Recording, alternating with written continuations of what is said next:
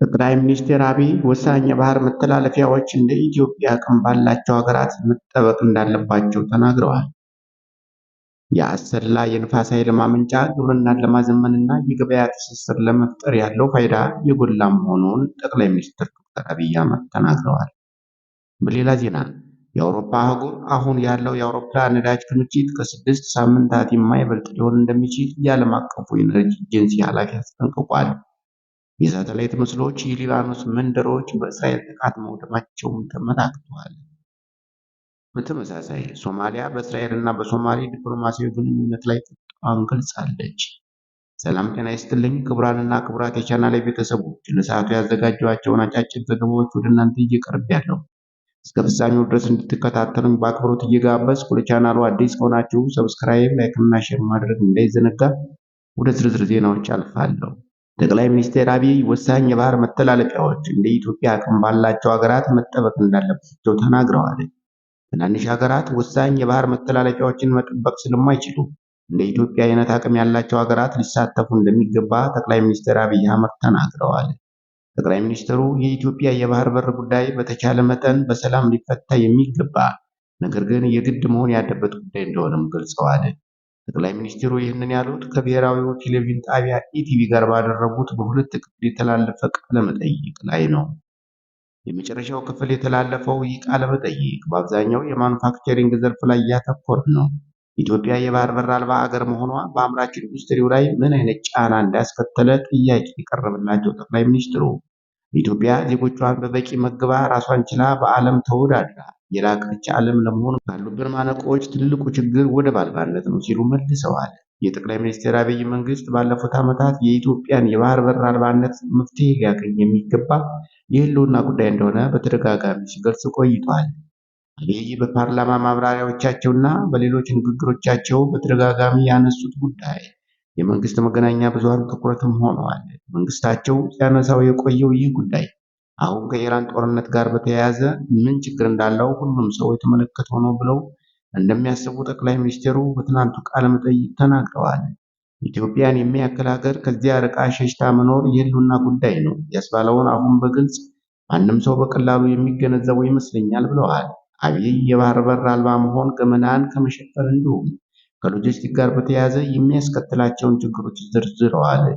የኢንተርኔት መረጃዎች የሚተላለፉባቸው የባህር ስር መስመሮች በሌላ ሀገራት በኩል የሚያልፉ በሚሆንበት ጊዜ ዳታ ገመና የለውም፣ ሚስጥር የለም ማለት ነው ሲሉ ተናግረዋል። መጠበቅ ያለባቸው የአገር ሚስጥሮች ዋስትናን የማረጋገጥ ስጋት እንደሚያጋርጥም ጠቁመዋል። ሚስጥር አለመጠበቅ ስጋት ወደ ሀገር ውስጥ በሚገቡና ወደ ውጭ በሚላኩ ቁሶች ላይ የሚታይ መሆኑንም ጠቅሰዋል። ኢምፖርት የምታደርጋቸው ማናቸውም ቁሳቁሶች ሁሉም ሰው ማወቅ አይጠበቅበትም ያሉት አብይ የምትሸጠውን ለማን፣ የት፣ መቼ ሁሉም ነገር መታወቅ የለበትም በማለትም ተናግረዋል። የጂኦፖለቲክሱ ውድድር ፍላጎት የሚታወቅ ስለሆነ ማንኛውንም እንቅስቃሴ ሁሉንም ሰው የሚያውቅ ከሆነ ጉዞ ባጭሩ ሊጨነገፍ ስለሚችል ሲሉ አብራርተዋል። አብይ የባህር በር አለመኖር የሎጂስቲክ ወጪንም እንደሚጨምር የገለጹ ሲሆን በዚህም የተነሳ ወደ አገር ውስጥ የሚገቡ ምርቶች ዋጋ ከኛ ጎረቤቶች አንጻር ከ50 እስከ 100% ከፍ ተናግረዋል። ከወጪው በተጨማሪም ምርቶች የሚጓጓዙበት ቅልጥፍና ላይ ተጽዕኖ እንዳለው ጠቅሰዋል። በሌላ ዜና የአሰላ የንፋስ ኃይል ማመንጫ ግብርናን ለማዘመን እና የገበያ ትስስር ለመፍጠር ያለው ፋይዳ የጎላ ነው ሲሉ ጠቅላይ ሚኒስትር አብይ አህመድ ገልጸዋል።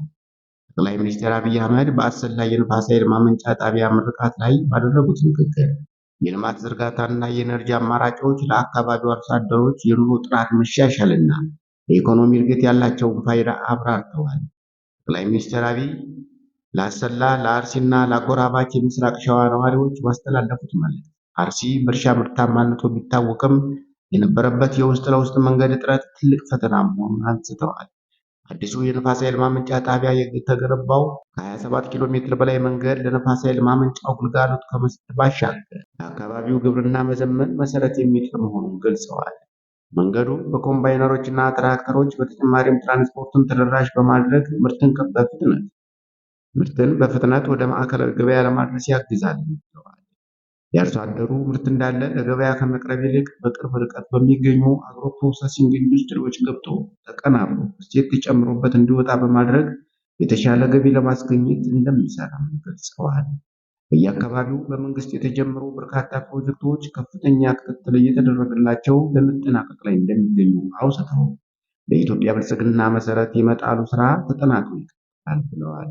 ወደ ውጭ ዜናዎች ስናል የአውሮፓ አህጉር አሁን ያለው የአውሮፕላን የነዳጅ ክምችት ከ6 ሳምንታት የማይበልጥ ሊሆን እንደሚችል የዓለም አቀፉ የኤነርጂ ኤጀንሲ ኃላፊ አስጠንቅቀዋል። የአውሮፓ አህጉር አሁን ያለው የነዳጅ ክምችት ለ6 ሳምንታት ያህል ብቻ የሚበቃ ሊሆን እንደሚችል የዓለም አቀፉ የኤነርጂ ኤጀንሲ ኃላፊ በሰጡት ቃለ መጠይቅ አስታውቀዋል። በአሜሪካ፣ እስራኤል እና ኢራን መካከል ባለው ጦርነት ምክንያት የነዳጅ አቅርቦቱ እንደተዘጋ የሚቀጥል ከሆነ በቅርቡ የበረራ ስረዛዎች ሊያጋጥሙ እንደሚችሉም አስጠንቅቀዋል። የኤጀንሲው ዋና ዳይሬክተር ፋቲህ ቢሮል በሆርሙዝ የባህር ሰርጥ በኩል የሚደረገው የነዳጅ፣ የጋዝ እና ሌሎች ወሳኝ አቅርቦቶች መቋረጥ ያስከተለውንና እስካሁን ካጋጠሙን የኃይል ቀውሶች ሁሉ የከፋው ሲሉ የገለጹትን ዓለም አቀፋዊ ተጽዕኖ አሳሳቢነት አብራርተዋል። ዳይሬክተሩ ለአሶሺየትድ ፕሬስ እንደገለጹት ቀደም ሲል ዳየር ስትሬትስ የሚባል የሙዚቃ ቡድን በር፣ አሁን ግን የባህር ሰርጡ በራሱ አስቸጋሪ ሁኔታ ላይ ነው ያለው። ይህም በዓለም ኢኮኖሚ ላይ ከፍተኛ ተጽዕኖ ይኖረዋል። ሁኔታው በቆየ ቁጥር ደግሞ የዓለም የኢኮኖሚ እድገትና የዋጋ ግሽበት ይበልጥ አስከፊ ይሆናል ብለዋል። ቢሮል በፓሪስ ከሚገኘው ቢሮአቸው ሆነው በሰጡት በዚህ መግለጫ የዚህ ቀውስ ውጤት የቤንዚን፣ የጋዝ እና የኤሌክትሪክ ዋጋን እጅግ ከፍ የሚያደርግ መሆኑን አጽንኦት ሰጥተው ተናግረዋል። የሳተላይት ምስሎች የሊባኖስ መንደሮች በእስራኤል ጥቃት መውደማቸው ተመላክቷል። በደቡብ ሊባኖስ ውስጥ ያሉ ከተሞችና መንደሮች በእስራኤል ጥቃት መውደማቸውን የሳተላይት ምስሎችና የተገኙ ቪዲዮዎች አረጋግጠዋል። የሳተላይት ምስሎቹ ከመጋቢት 2 ጀምሮ በሊባኖስ ከ1400 በላይ ህንፃዎች ወድመዋል ተብሎ የተረጋገጡ የእይታ መረጃዎች ላይ ተመስርተዋል። ይህ በእስራኤል የአየር ድብደባ ምክንያት የደረሰውን አጠቃላይ ጉዳት የሚያሳይ ነው ማለት የማይቻል ሲሆን፣ ውስን የስለላ ሳተላይት ምስሎች ትክክለኛው ልኬት እንደማያሳዩ ተመላክቷል። በእስራኤል ድንበር አቅራቢያ የጋዛን ሞዴል መሰረት በማድረግ የሊባኖስ ቤቶችን ጥፋት ለማፋጠን በሄዝቦላ ላይ ዘመቻ ፈጽማለች። የእነዚህ ከተሞችና መንደሮች ስልታዊ መፍረስ የጦር ወንጀል ሊሆን ይችላል ሲሉ የዓለም አቀፍ ሕግ ባለሙያዎች ተናግረዋል። የእስራኤል መከላከያ ሰራዊት በጦር መሳሪያ ግጭት ሕግ መሰረት እንደሚሰራና ወታደራዊ አስፈላጊነት ከሌለ በቀር ንብረት እንዲወድም አይፈቅድም ሲል መግለጫ አውጥቷል። ሄዝቦላህ በክልሉ ውስጥ በሚገኙ ሲቪል አካባቢዎች ወታደራዊ መሰረተ ልማቶችን እንዳካተተ የእስራኤል ጦር መረጃ ሳያቀርብ አግዷል።